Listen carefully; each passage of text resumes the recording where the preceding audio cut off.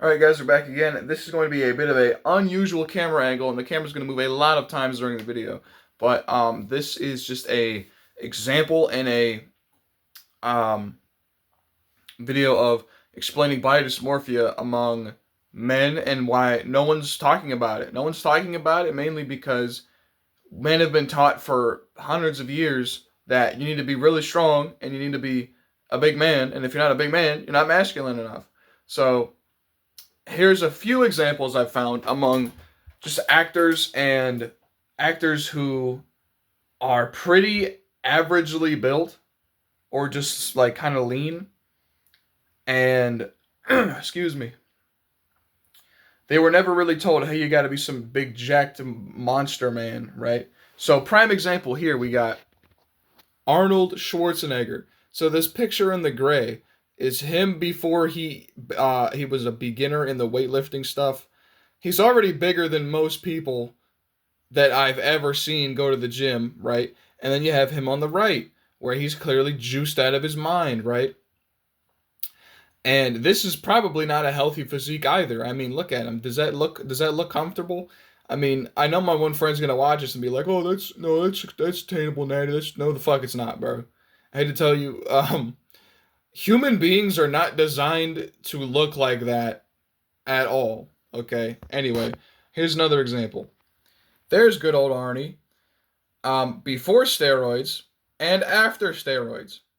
This was in, I believe, this one, the before steroids, is when he's in his first movie, possibly when he's on Hercules. I'm not certain, but this guy, his weight fluctuates a lot. You can tell just by looking at him that he goes up in weight a lot and he goes down in weight a lot. There's one picture of him where he's quite lean. I mean, he looks way thinner than the before steroids in that one. Um, but like I said, it's never enough. Once you get down the body dysmorphia rabbit hole, it's never enough. You know, I thought that when I was a year or two ago, I could look like this. My genetics basically won't let me do that. I'm a pretty lean guy. I work out 4 or 5 days a week, and I eat a lot of protein. I eat a lot of healthy carbs. I really can't get much bigger than I already am at 157 at 5'10". But anyway, we're gonna move on for more examples of actors who just are kind of lean or average looking who are in the action movie space. This is Bruce Campbell as Ash Williams. So anybody who's in the Gen Z sphere might not recognize him. This is an older movie from the 80s. This guy is relatively lean. He's got basically my physique, right? Or I have his, whatever. Basically a lean athletic guy. Okay. This guy's in pretty damn good shape, all things considered. Nowadays, this is considered like not very impressive or not very masculine or any of that shit. Most people do not dedicate their entire lives to going to the gym and putting on a ton of muscle, and this guy didn't either. He looks pretty all right. He looks pretty good. He looks definitely healthy. I would say he looks strong for who he is in his frame and what time period this is coming from, the 1980s. All right, we're gonna move on to another example of him, of where he was portrayed in a film poster, and they changed his physique, and we'll talk about why. So here, as you can see, that's Ash Williams again. This is for the poster of Army of Darkness. This was the overseas poster. This is the poster that was used in places outside of America, so Europe, etc. He clearly does not look like that. He looks about the same as he does in that first photo I showed you in real life. He did not look this jacked. He did not have abdominal muscles like this. And this kind of ties into the hyper reality argument where I used to talk about all the time, where the idea of the hyper idealized idea, in this case, of the male physique is so much greater and so much out of reach for reality that you can't even attempt to reach it. Like Bruce Campbell could probably never look like this, and I'm not saying that he needs to try to look like this. He's an older fella now. He's probably in his 60s. Um, that movie did come out in the 90s, and that was almost 30 some years ago. By the time of me recording this, I think that was 30 years ago. I think Army of Darkness came out in 96 or even earlier. So that would be 30 years ago. Holy shit.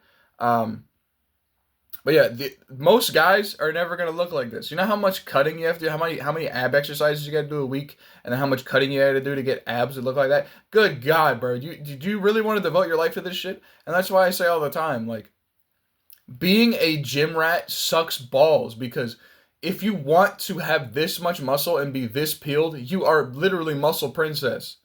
And that's why women kind of don't like shit like this, because in reality, they know how much you have to put in to look like that, and they know that if you look like that, you can't spend time with them because you have to maintain this look. So, I mean, shit. Anyway, and then I've got multiple photos of this one. This is Mel Gibson as Mad Max in Mad Max 2. He's a relatively lean-looking guy. He's not extremely muscular at all, but he's in good shape. He's in good health. Um, this is how people used to look in the 80s and 90s.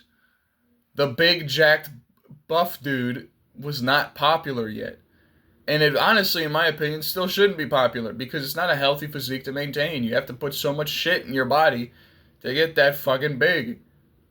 So anyway, there's more pictures of this guy. We're going to keep giving you multiple examples of this character. People are not meant to be that fucking gargantuan like Arnold Schwarzenegger and shit. Anyway, this one's a bit blurry, but there's him again. And I mean, his arm is definitely not that jacked or muscular, but he's just a lean guy. He's just a lean motherfucker. I mean, he's definitely not fat at all. And this is what was kind of like a good physique back in the 80s and 90s. Like, you didn't have to do anything that fucking crazy to have a good physique. I mean, we can even talk about the Tobey Maguire Spider-Man. That shit was considered really good back in the day, in 2002. I'll even pull up a picture of that shit while we're at it. I mean, here's another one. Bruce Willis in Die Hard. He's pretty averagely built. He might be, a little bit heavier than what I would call lean, but he's not fat at all. Like, he's just like about athletic average is what I would call this. He's not, especially for the time, because everyone in America wasn't fat as fuck like they are now. This was in the either 80s or early 90s. Late 80s, early 90s when this came out. This was considered pretty alright back in the day. Now, if you don't have abs, you're fat. I've literally heard that online. Some guy literally said, if you don't have abs, man, if you don't have abs, you're not trying to get no ab, man. If you're not cutting down trying to get no ab, you're fucking fat, man. That's literally what he said, man. And I'm like, are we serious, dude? Like, would you call this guy fat? Would you call Bruce Willis here fat?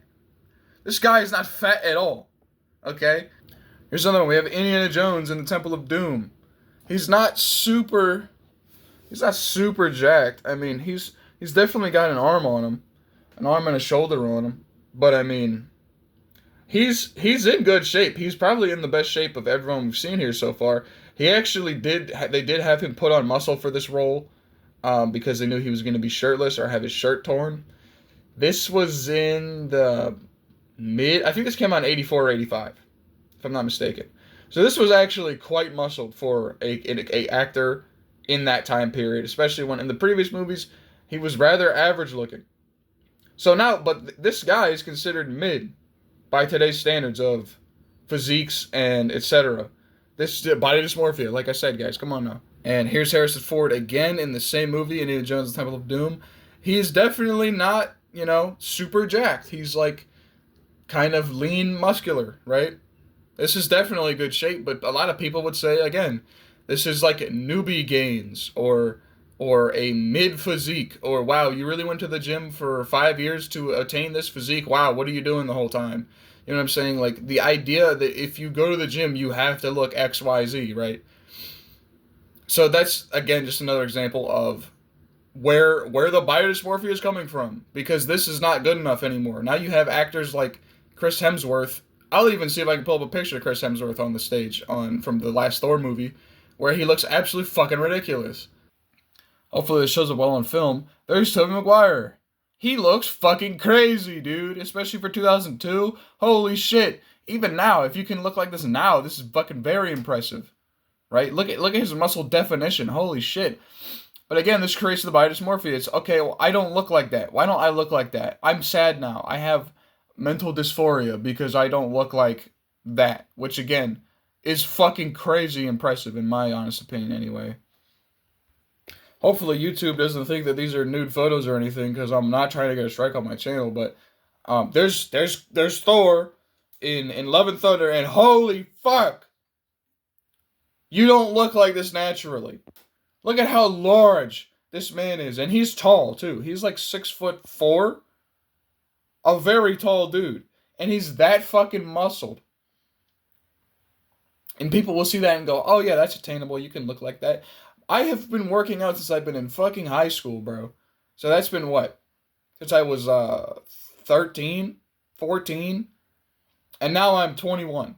I don't look anything like that, bro. By the logic of how these people who don't do this shit, who don't train, think, you should be able to get that about 5 years in. Are you fucking insane, dude?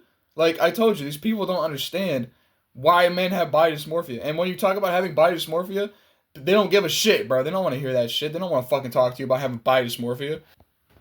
Yeah, like I was saying, if you have body dysmorphia, nobody gives a flying fuck about you having body dysmorphia because it's considered a woman's problem.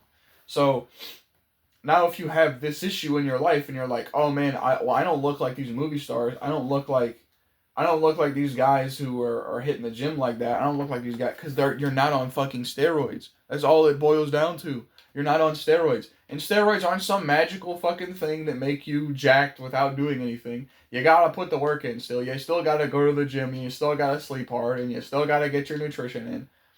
But I'm saying it just makes you recover so much faster. So if you're on steroids, you can effectively go to the gym all day, every day, and still make mega gains because you can't overtrain when you're on steroids.